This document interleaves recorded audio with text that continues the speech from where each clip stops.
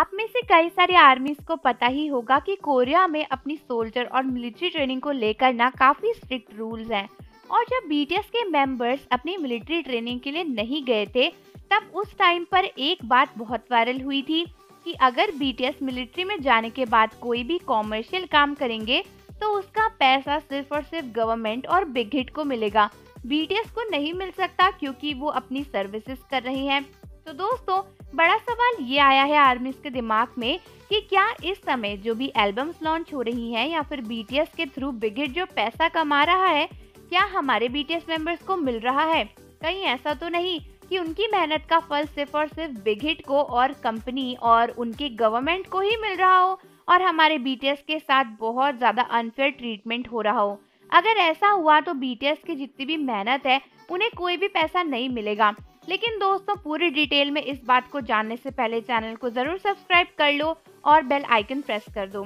तो आप में से कई सारे आर्मीज ने मुझसे ये क्वेश्चन किया था कि क्या बीटीएस इस समय कोई भी पैसा कमा पा रहे होंगे, क्योंकि साउथ कोरियन मिलिट्री का तो यही रूल है कि कोई भी इंसान मिलिट्री में जब आ जाता है तो उसके बाद वो किसी और सोर्स से पैसा नहीं कमा सकता, क्योंकि ऑलरेडी मिलिट्री से उन्हें मंथली सैलरी मिल रही होती है। तो ऐसे में अगर बिग हिट बीटीएस की एल्बम लॉन्च कर रही है या फिर उनके गाने लॉन्च कर रही है तो उससे मिलने वाला पैसा क्या बीटीएस को नहीं मिल रहा? तो दोस्तों, मैं आपको बता दूं कि रूल के हिसाब से तो ऐसा ही होना चाहिए। साउथ कोरिया गवर्नमेंट का ये रूल है कि कोई भी के पॉप आइडल या फिर कोई भी पब्लिक हस्ती जब अपनी ड्यूटी परफॉर्म कर रही है तो वो अपना दूसरा बिजनेस नहीं कर सकती। कैमरे के सामने आना भी उनके लिए प्रोहिबिटेड होता है, जिसकी वजह से जो भी पैसा उनके काम से कमाया जाएगा वो उनकी कंपनी और आधा गवर्नमेंट को ही मिलेगा।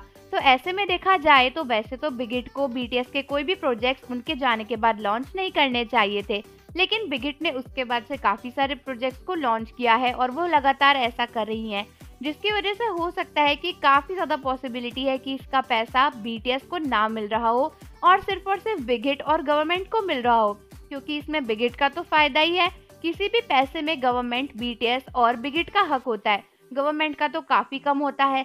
लेकिन अगर बीटीएस को पैसा ना देना पड़े तो बिग हिट को बहुत सारे पैसे मिलेंगे और इसी चक्कर में हो सकता है कि वो अपना प्रॉफिट अर्न करने की वजह से बीटीएस के साथ धोखा कर रही हो। लेकिन दोस्तों, समझने वाली बात ये भी है कि बीटीएस के प्रोजेक्ट उनकी मर्जी के बिना तो लॉन्च हो नहीं सकते।